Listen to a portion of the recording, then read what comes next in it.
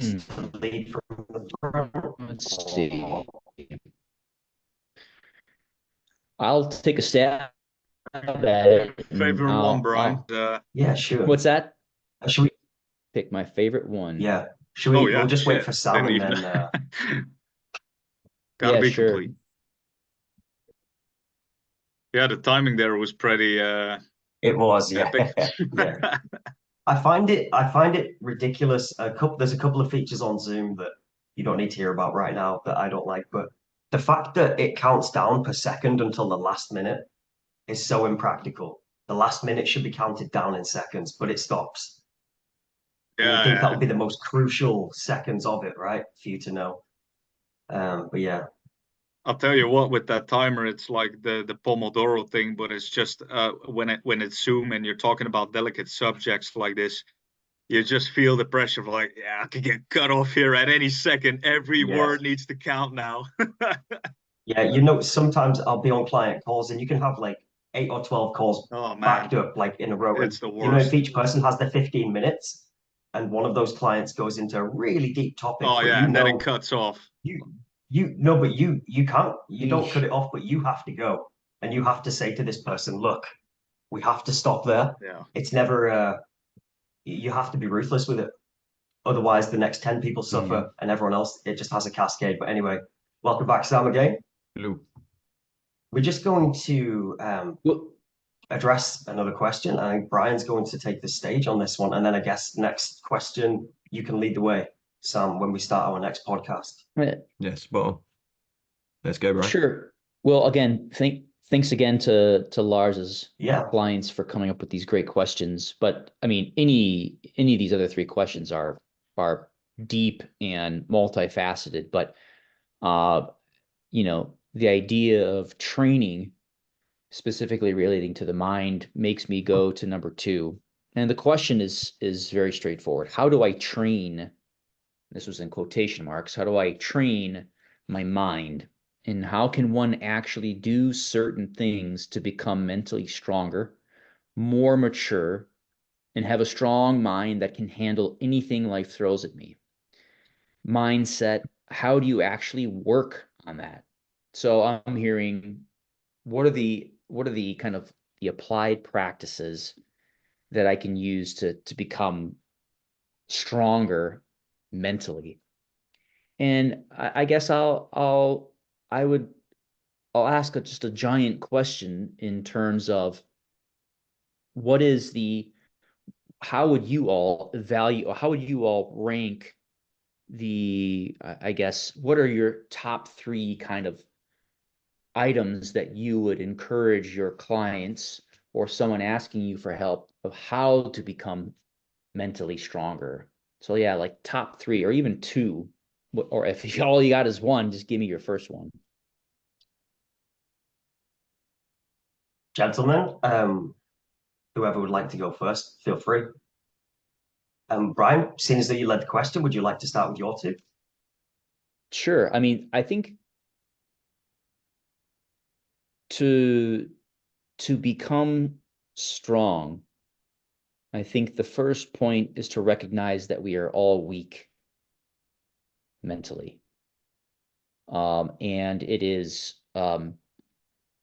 the only way that you can truly become strong is to recognize where you are now, is to be able to sit and notice and name the train of thoughts that rolls through your brain without judgment, but just to sit quietly and be like, oh, my mind is telling me I'm this, or my mind is saying this. And then also a part of that is then being able to recognize when you have those thoughts and when your ego has those thoughts. So let me kind of clarify that.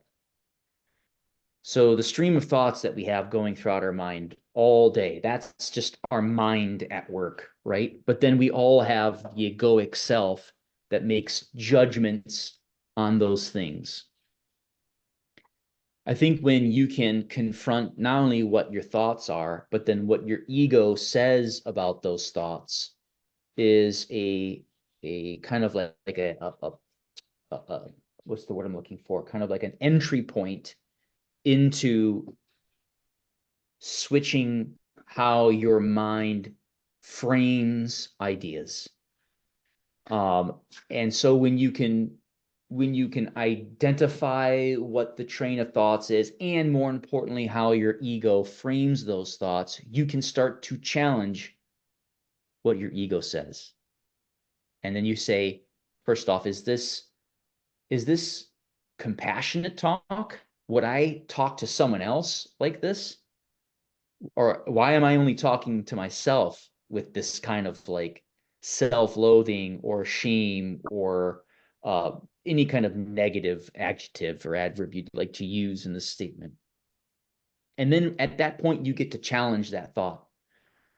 And then getting stronger is simply in encountering a roadblock, figuring out a way around it, and then slowly just building the scaffold up to where it is that you want to be. And there is, in my experience, no easy way of doing that. It is simply, rinse and repeat for years. And kind of like what Sam had said earlier about this whole entire, um, you know, adventure or process, always continually unfolding. I couldn't agree more.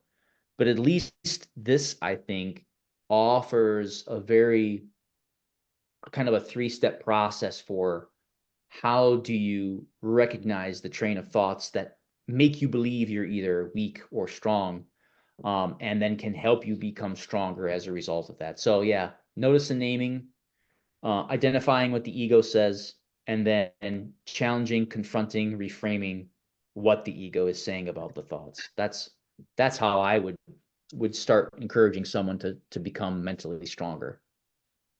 It's good stuff. Yeah, it reminds me a little of a process that I came by some time ago. And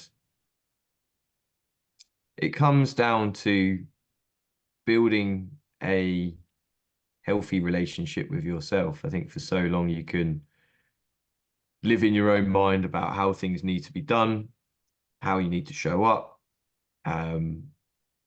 how you perform for other people, the roles and masks that we adopt in life because of previous experiences of how we need to receive love. And then we've got in life this inner critic heavily gets referred to.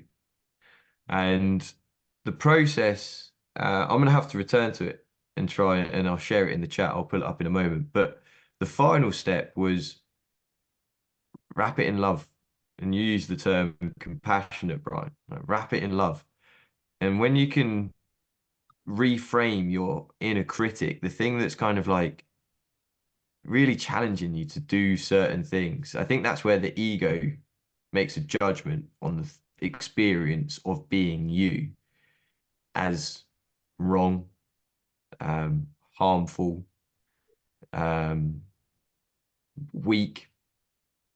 If you wrap it in love, this process helps you reframe your critic into a coach, and it guides you to the actions that you can take that aren't necessarily going to be easy, but it allows you to discover more about yourself gently rather than trying to force yourself to fit in a particular box or hat or mask. These like characters that we play, everyone shows up kind of like differently depending on who we're meeting, but like genuinely, like who are you? Like, can you speak your truth freely and not be scared of it? I think we're scared to like, there's like another model where we, at the heart of it, there's the real like intimate self that you live with, all of the thoughts, all of the experiences, all the feelings. Around that, there's your inner circle, like your friends, your family, your close people. And then the circle around that is like how you show up to the world.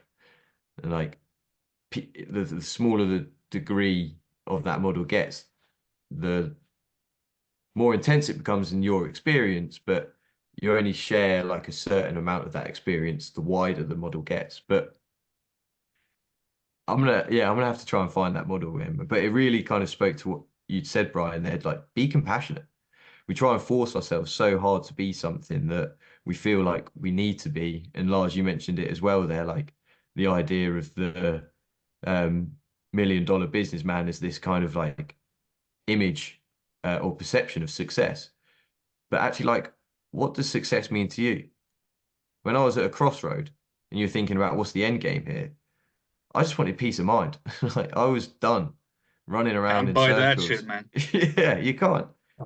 But you have to go to that point of acceptance for where you're at currently. Yeah. Because when you're always trying to force yourself to be focused on the big change that's coming, like you're missing actually what's showing up for you at the moment. And what's showing up for you at the moment is the magic. It's the almost like it's like the antidote. We kind of like don't want to accept what's happening at the moment because it constrains or conflicts with this big change, this idea of how life should be, and you kind of negate actually life as it is. And when you see life as it is, and you cultivate the space and kind of honor where you're at, it's not easy to look at yourself in the mirror and say like something's got to change. But when you accept it and then you give yourself that love, I kind of come back to the saying, how can you help something if you don't care for it?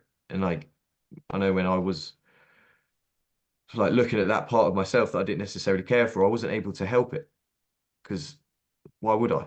That's going to take me away from this path that I'm walking. But when I started thinking about peace of mind, it made that decision a lot easier. Even though it was a bloody hard decision, it made it a lot easier to make because it was done from a place of love. And it's also because of what Brian said on the first question, right? When you have a clear idea of what the end goal looks like, we have an exercise in Operation Predator. I learned this from one of my first mentors, Johnny Payne. Talked it through with Johnny as well. It's called the manifestation map. So what you're basically doing is you're going over the 5 pillars of life, being fitness, finances, relationships, career, and then your overarching one, which is your life's mission, your purpose. It's also the hardest one to find. And those 4 other ones interconnect with that one big overarching theme, which is your purpose. That's the why. That's your whole driving force behind why you exist. And it's the hardest one to come by. But it's like Brian said, when you invest the time and energy and money into finding that stuff, into literally having a visual idea and collecting sensory data on how that ideal life looks for you across all those 5 pillars. Like, okay, what kind of money do I want to make and why do I want to make this type of money? What would be different in my life if I had X amount of money? What would I do with it? Would I change people's lives? If so, how? What would I do? What would I be doing? What would my work day look like? This takes us to another pillar. What does my career look like? If I had endless amounts of time and money, how would I be spending my days? Like, what would I be doing from the time I wake up to the time I close off my day? Fitness, like what's important to me? Okay, we open up social media, Instagram, Facebook, Reels. We see all these fucking jack dudes promoting bodybuilding, promoting 6-pack abs and all that shit. Okay, that's all cool. That's all nice, guys. I'm not talking down on anybody, but wait a minute. Is that important to me? Like, do I want to look like that? If so, no problem at all. Go after it. If you don't, okay, then maybe there's something else for you. But what do you want? What do you value? Do you simply want to wake up and be healthy and physically robust enough to be able to play with your kids, to be able to go to a day of work without feeling completely exhausted by the end of the day? That could be your physical goal. That could be your fitness goal of simply having enough energy to do the things that you want to do in life. And that's a damn good goal, man. I totally appreciate that. Maybe you do want more. Maybe you actually want to be jacked and swole and you want to be able to deadlift 250 kilos for reps, or do like 100 push-ups in a row and run a 5 kilometer in 18 minutes flat. I don't know, man. Maybe that could be something for you. But that's what Brian meant, is by taking the very first logical step and actually starting to reverse engineer from that point of, you know what, this is life for me. This is how it looks like. I can see the picture in my mind. I can taste almost the feeling, the emotions that come with it. This is what I want my life to be and look like. And then when you reverse engineer and come back to, well, what is something I could do today to become like 1%, one step closer to that ideal life? And I think that's where it starts. And that's a bit what you continued on as well, Sam, and more importantly, with the aspect of self-awareness. So what you and Brian were heavily focused on answering this second question of how do I actually train my mind? You guys went very deep into what I think is to be the most important step and the first logical step, and it's building self-awareness. And I can say with Operation Predator and how we address this very practical question of how do I train my mind? How do I become mentally stronger and able to deal with anything life throws at me? How do you actually work on mindset? Is that even possible? Is that practical? How do you do it? At Operation Predator, we tackle this very practical question in a very practical way. It's a bit of a combination of, you know, very practical stuff, but then also the stuff that you and Brian talked about, Sam and Brian talked about. It's the very first thing, and it's self-awareness. This one is huge. You have to stimulate your self-awareness. You have to become very clear. Socrates said it, or was it Socrates? Man, I'm gonna get shot if I get this wrong. I think every philosopher said it in their own way. Yeah, know thyself. Or was it shit? I'm actually in doubt now, man. Was it Seneca? Was it Socrates? They've those exact three words. I'm not sure, but every philosopher, that's and in most religions, the real deeper message is to know thyself. That's thousands of years old practice, and I agree as well. But there's no tool more transformative to build self-awareness than meditation. Absolutely. Thousands and thousands and thousands of hours. That's what I was. That is what I was going to get to. Yeah, if we need to create a blank canvas, we need to exhaust the egoic path, which is the spiritual path. It's all egoic. It must be exhausted. Then we can fully surrender, become fully compassionate, fully authentic, and create a brand new life that we want because we've healed everything. We wouldn't be sat here now being it. We couldn't even speak if we didn't have an ego, right? But the difference is, like, is your ego using you, or do you get to reintegrate it as a tool in your new life? That's the thing, right? And yeah, so there's no sexy answer, but people aren't prepared to fucking do it. You need to meditate your ass off for thousands and thousands and thousands of hours. Every bit of suffering we're talking about here, there is one gateway to fix all of those things, and it's with fucking meditation. You dig deep, you discover, then you reintegrate. Dig deep, discover, reintegrate. Eventually, there's nothing left to heal. And then you can just spend all of your energy creating that life that you all speak of. That's it. Yeah. And I'll just here's the build biggest... on that. Yeah, sorry, man. Sorry, Lars. I was to going build to on jump that in. one last, yeah, to build on that one last piece for Johnny, maybe before we peace out here, totally understand the importance of meditation. And if I'm sounding like a broken record about trying to find practical steps for people to start implementing some of these these ideas into reality, the simplest way to become more meditative in practice is simply by watching you breathe. Watch yourself breathe for a minute. In and out, slow breaths, 5 seconds in, 5 seconds out. Do a minute of that and build by a minute every day and see, first off, again, notice and name what your brain says to you. but that's a great starting point. Breath control, mindful breathing, calm, relaxed breathing. And even if you're not in a calm state, just focus on your breathing. If you're at work and you're like stressed out, take a second, take a deep breath. Even if it's one, and that's a great starting point too, especially for a lot of busy people who I'm sure we all deal with. So, Yeah, yeah. very well said, Lars. Because I put you in there, I would love you to sign us out. All right, let's do the outro then.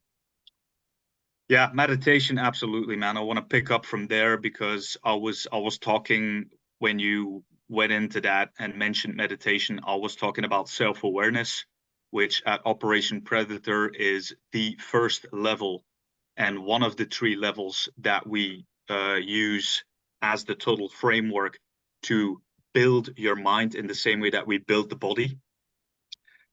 Yeah, meditation is absolutely a critical aspect of building more self-awareness. It does a numerous amount of things for you. And both you and Brian mentioned very powerful things there.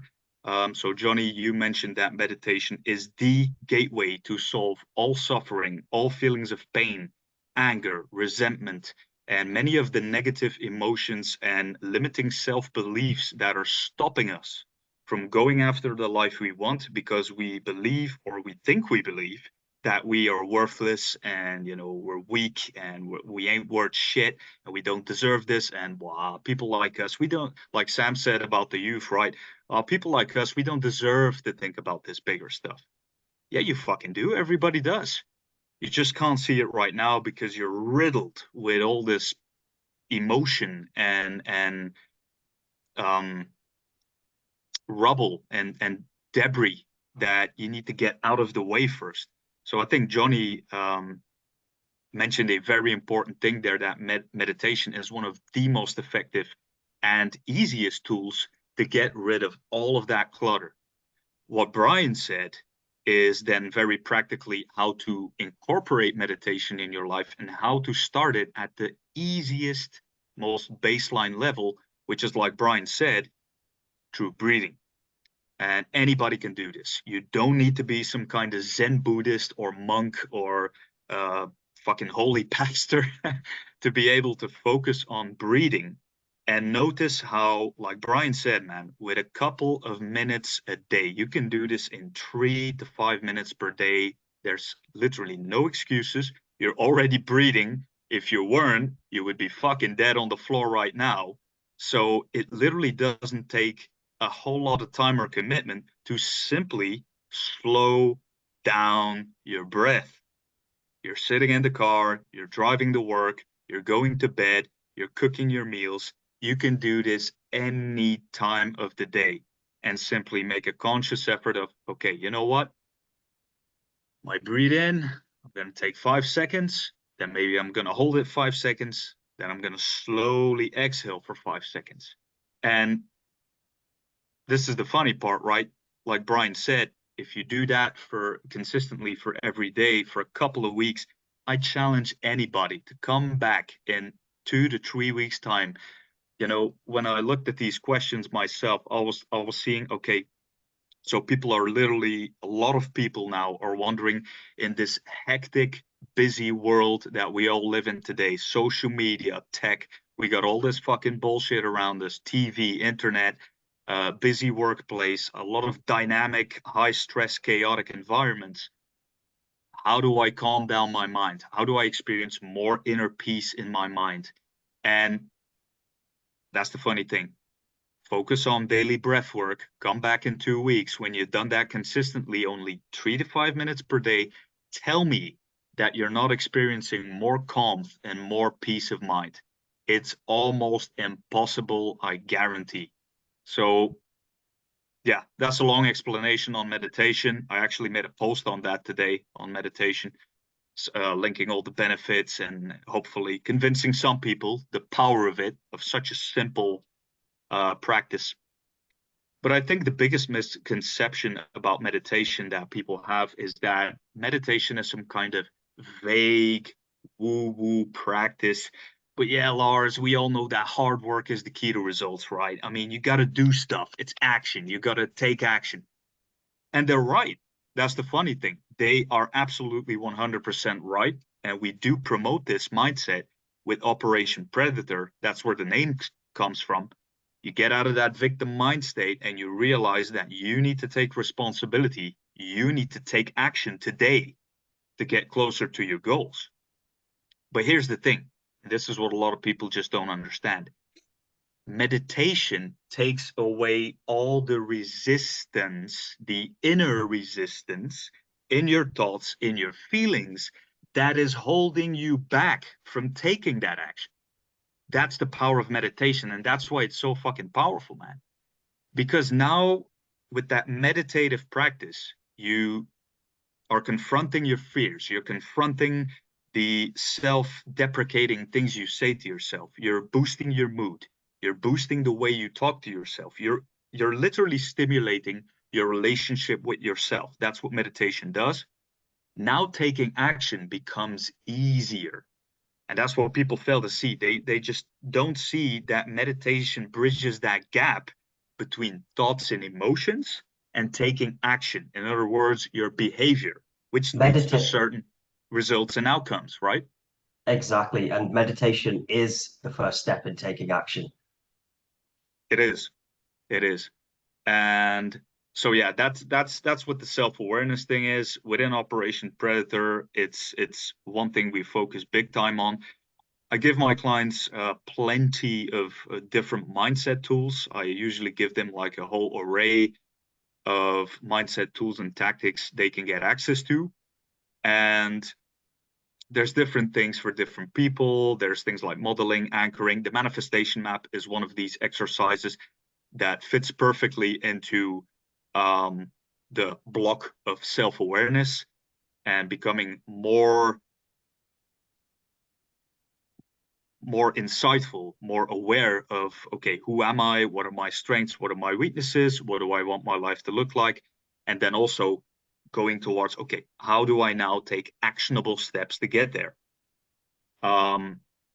But out of all those mindset tools, I would say the two most powerful ones and the two non-negotiables that I use with pretty much every client is one, meditation, teaching them how to meditate and how to do this in a very simple, time efficient, and just easy to sustain, small daily habit thing way. And then next, I would say is journaling, training yourself in the act of physically writing down. Or if you don't like to write, fuck it, then don't write. But I do believe in the power of physical writing. It's psychologically backed up as well in the science. But if you don't like to write, journaling could also be, and it's a form of meditation, really sitting down and having a conversation with yourself about how your day went. What are some things that you did today that you can be proud of, that bring you closer to your goals? What have you done today to fuel your body? Life strategy. What have you done today that brings you closer to your life's goals? What are things that I'm simply grateful for, regardless of whether I'm moving in the direction of my goals or not? Like, what are some things that I have around me today that I'm genuinely very grateful for? So those frequent and daily journaling sessions of taking a moment to sit still and think about some things in your life, but also being critical and not in a self-beating type of way, but just being plain honest with yourself and thinking, okay, what are things that I'm not happy with? And then not making the mistake of, well, I'm a piece of shit. I'm a shit bag. I should have done this. I should have done that. Again, making the same mistake. I'm such a fucking loser. No, don't do that. You just take what you think could have been done better. Okay, what would you say to a best friend? We've already covered this. I think it was Brian or Sam that mentioned this. It's a super powerful question, man. I like that one. What would you say to your best friend? That is probably one of the most powerful questions I frequently bring up with my clients because it gets them thinking in a completely different manner. It shifts the perspective outside of themselves and they look at themselves as they would look like a coach to his client or a mentor to his student, rather than just being inside of your own head and beating yourself up, because you're bullying yourself. Lars, That's what you're doing. I'm gonna have to stop you, gentlemen. I have to Yeah, me bounce out of the too. meeting here All right, today. man. Thanks for Yeah, being I here have today, to. man. Thanks for your input. I have to do the hard stop as well. We're 11 minutes over time, but it's been an absolute honor once again. And We'll just pick right up next time.